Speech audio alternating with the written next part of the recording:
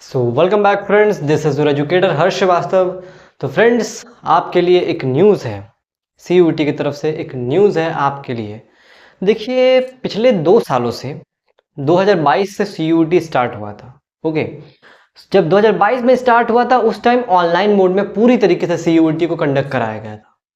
पूरी तरीके से ऑनलाइन मोड में ही आपका सीयूईटी कंडक्ट कराया गया था और काफ़ी दिक्कतें हुई थी। इससे जो बच्चे थे, स्टूडेंट थे, उनको काफ़ी दिक्कतें हुई थी। सेंटर्स पे लेट पहुंचे थे, एक दिन पहले उनका एडमिट कार्ड आ रहा था, क्वेश्चन कभी शो ही नहीं कर रहा था कंप्यूटर स्क्रीन पे, लैंग्वेज का थोड़ा दिक्कत था, कोई अलग लैंग्वेज का पेपर आ जा रहा था, कुछ बहुत सारी प्रॉब्लम्स थी। तो इन्हीं सबको देखते हुए पिछले साल भी काफ़ी प्रॉब्लम आई थी और नीट का स्कैम वगैरह भी हुआ था। तो इन सबको देखते हुए जो है एनटीए के चेयरमैन को चेंज किया गया और एक नई कमेटी बनाई गई जिसके हेड जो है इसरो के पूर्व चेयरमैन बनाए गए थे। तो पिछले साल क्या हुआ था कि आपका सीबीटी मोड और क्या कहते हैं जो ऑफलाइन मोड होता है, पेन पेपर मोड, दोनों में कंडक्ट हुआ था आपका सीयूईटी।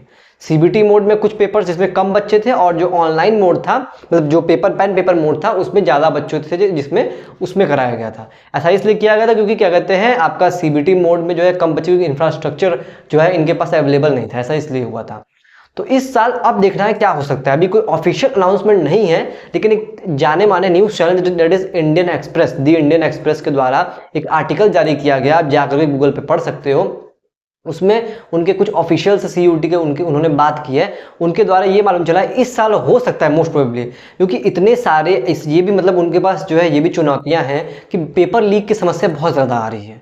तो इस वजह से क्या किया जा रहा है कि मोस्ट प्रोबेबली पेपर आपका ऑनलाइन ही आए, मतलब कंप्यूटर स्क्रीन पे आपको पेपर शो करेगा, लेकिन उसका आंसर जो है आप मार्क करोगे वो ओएमआर पे मार्क करोगे। क्वेश्चंस आपको कंप्यूटर स्क्रीन पे देखने को मिलेगा, ऐसा कभी हुआ नहीं आज तक। ये आई थिंक मेरे ख्याल से ये लोग नया एक्सपेरिमेंट करने की कोशिश करेंगे। ऐसा आज तक कभी नहीं हुआ है कि आपका क्वेश्चन स्क्रीन पे दिखाया जाए और उसका सोल्यूशन आपको ओएमआर पे मार्क करना हो। ये इन लोग सोच रहे हैं प्लान करने का। भी कुछ भी ऑफिशियल अनाउंसमेंट नहीं है, लेकिन कुछ सूत्रों से मालूम चला है कि ऐसा हो सकता है। द इंडियन एक्सप्रेस के आर्टिकल में सब बताया गया है। तो देखिए क्या होता है इस साल 2025 में क्या होता है। और ये सबके लिए अप्लाई होगा, नीट के स्टूडेंट के लिए भी अप्लाई होने वाला है और आपका सीयूईटी के लिए भी, क्योंकि ये लोग चाहते हैं कि आपका पूरी तरीके से ऑनलाइन कराने में इनका क्या दिक्कत हो रही है कि इनको अलग अलग शिफ्ट में पेपर कराना पड़ता है, क्योंकि उतने इंफ्रास्ट्रक्चर हमारे पास अवेलेबल नहीं है और स्टूडेंट्स नीट में काफ़ी ज़्यादा होते हैं। इसलिए जो है बहुत सारे शिफ्ट में पेपर कराना होता है और शिफ्ट की वजह से नॉर्मलाइजेशन करना होता है और नॉर्मलाइजेशन करने की वजह से आपके मार्क्स, बहुत लोगों को मन चाहा मार्क्स नहीं मिलता है, इससे वजह से वो काफ़ी परेशान हो जाते हैं। नॉर्मलाइजेशन की वजह से बहुत सारे मार्क्स कट जाते हैं लोगों के। तो इसलिए नॉर्मलाइजेशन वाली समस्या ना आए, इसीलिए इन्होंने ये चीज़ प्लान करने का सोच रहे हैं और एक ही समय पर सबका पेपर कराने का ये लोग सोच रहे हैं। और ऑनलाइन मोड में इसलिए पेपर जा रहा है ताकि इससे चीटिंग की जो आपका पेपर लीक वाली समस्या है वो एकदम कम हो सके। पेपर लीक की समस्या इस बहुत बड़ी टारगेट है इस गवर्नमेंट के लिए और पूरे के पूरे संस्थान के लिए जो एग्जाम को कंडक्ट कराती है।